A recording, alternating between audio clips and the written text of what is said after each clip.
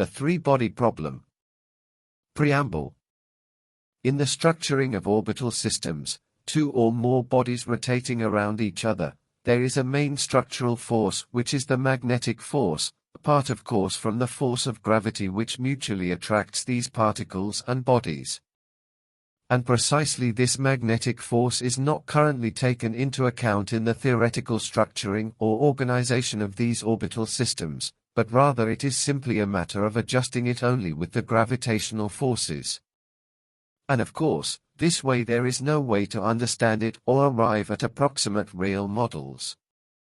Think that if only the gravitational forces acted, then each orbital system of the same number of rotating bodies would be different from another of the same number of orbitals depending on the speed and mass of each element, and this does not occur as we see in atoms, for example, where all are equal when they have the same number of orbitals or electrons.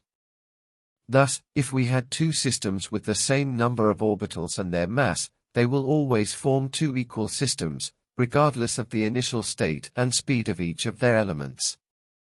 And all this is due to similar magnetic forces that organize every orbital system, due to its mass. Therefore, and in a simplified way, we analyze what a body is and its fields of gravitational and magnetic forces.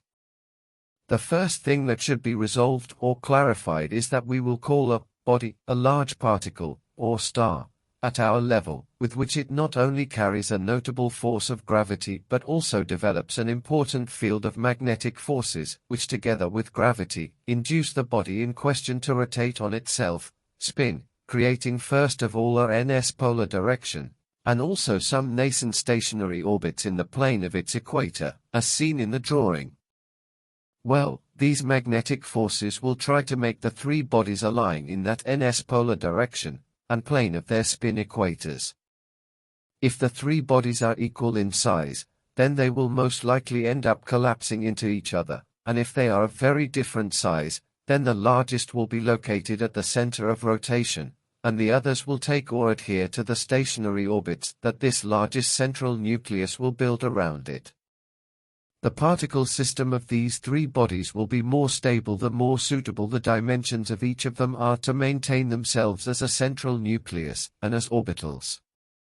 As we see in atoms, the central nuclei have much larger dimensions than the set of their orbitals, and this is because the magnetic fields of their orbitals have to fit correctly into the dimensions of each of the magnetic orbits developed by the nuclear center.